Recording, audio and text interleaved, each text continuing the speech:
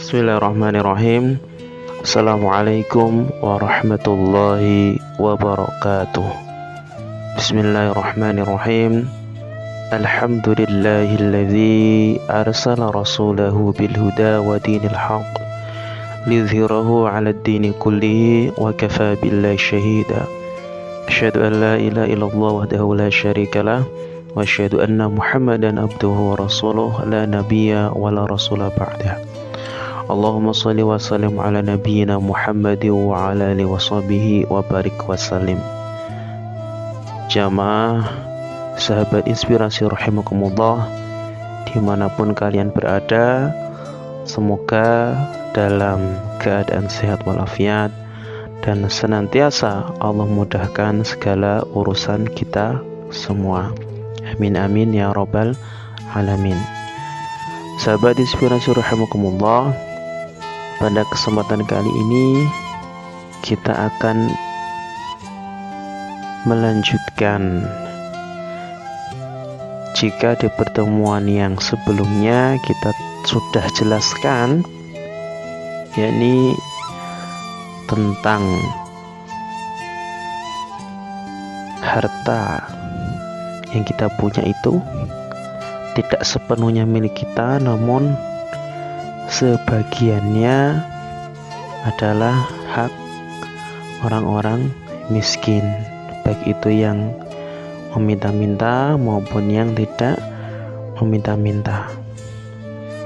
Nah, di antara kaum muslimin atau orang-orang yang beriman, mukmin, baik itu mukmin yang laki-laki maupun mukmin yang perempuan, baik yang sudah kenal akrab ataupun yang belum kenal sama sekali, itu semuanya saudara.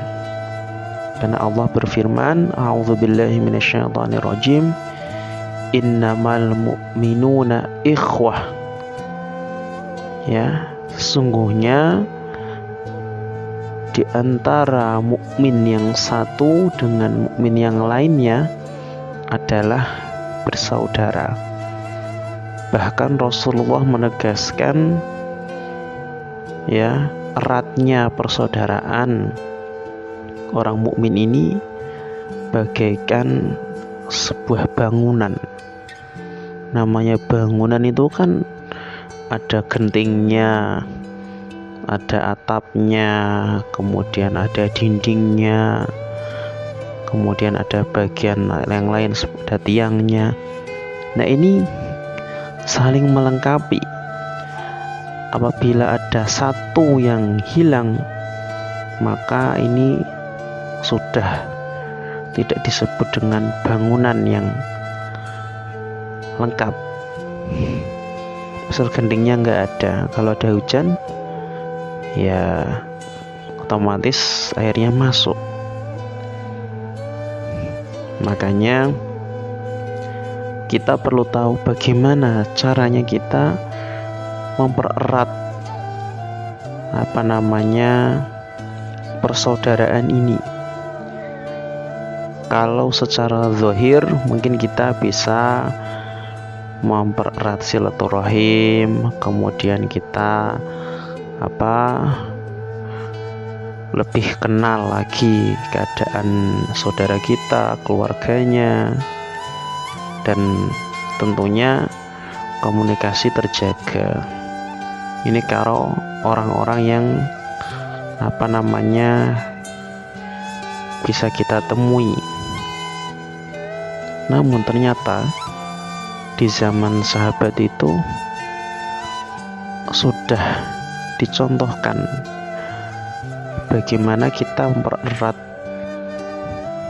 persaudaraan secara batin. Nah, ini jadi itu tidak hanya secara zahir, tapi batinnya itu benar-benar terikat, ya.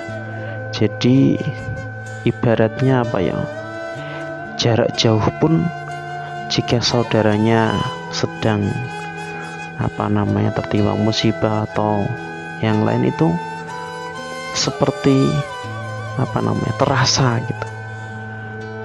Bahkan ada yang sampai mendapatkan firasat lewat mimpi. Nah, yang dicontohkan apa? Cara sederhananya, kita setiap malam sebelum tidur kita sempatkan untuk mendoakan saudara-saudara kita, baik yang dekat maupun jauh. Semakin banyak semakin baik, karena hakikatnya doa ini itu ibaratnya seperti kita resonansi ya. Jadi kita mendoakan orang lain itu, apalagi orang lain nggak tahu ya, Allah akan mengabulkan dan kita akan mendapatkan seperti yang kita mohonkan untuk saudara kita. Itu kan sangat luar biasa. Dan secara batin pun ini juga mereka akan terasa. Nah, suatu contoh yang terdekat kita dengan anak kita maupun istri kita. Mungkin kalau di zaman sekarang ya, terutama anak kita itu kan di zaman yang sudah milenial. Ini kalau kita nasihati banyak-banyak itu malah nggak masuk gitu. Misal 10 menit atau 1 jam itu sudah nggak masuk, karena mereka terbiasa dengan sesuatu yang ringkes, singkat. Misal story WA atau TikTok itu kan video yang pendek tapi pesannya bisa tersampaikan. Nah, ini kita harus belajar menggunakan cara atau media seperti itu. Jadi memberikan nasihat itu sedikit aja, cuma berulang gitu. Jadi sedikit tapi terus gitu kan. Nah, tadi ya, kalau kita nasihatnya sedikit secara zahirnya, tapi secara batinnya itu ibaratnya lebih banyak. Misal secara zahir itu 15% kan sedikit ya. Nanti yang 85%-nya di mana? Batin. Kita ketuk ya, lewat batin kita doakan, kita mintakan ya, anak kita, istri kita. Nanti Allah yang akan membukakan ya pintu hati mereka, lalu mereka akan bisa mendengar nasihat kita, karena Allah yang berkehendak langsung. Nah, cara-cara seperti ini mungkin belum begitu banyak disampaikan, maka belum ada kata terlambat.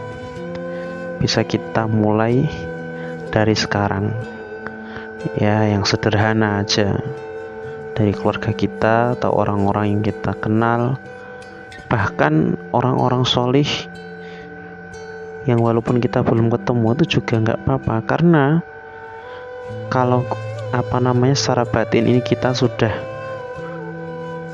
terikat dengan beliau-beliau, nah nanti istilahnya itu kecipratan itu apa ya, terpecik ya. Misal yang kita doakan itu ahli ilmu, nah nanti kita bisa terpecik ya, ibarat Jawanya itu kayak ketularan gitu kan. Kalau kita doakan itu pengusaha, nanti kita kepercikan juga ya. Memang kita nggak tahu seberapa lama gitu kan, tapi ini cara-cara yang sudah dicontohkan pada zaman sahabat. Ya, mungkin itu yang dapat saya sampaikan, bisa kita lakukan sejak sekarang, dan semoga kita diberikan kekuatan oleh Allah dan juga diberikan keistiqomahan. Marilah kita akhiri dengan doa kafaratul majelis.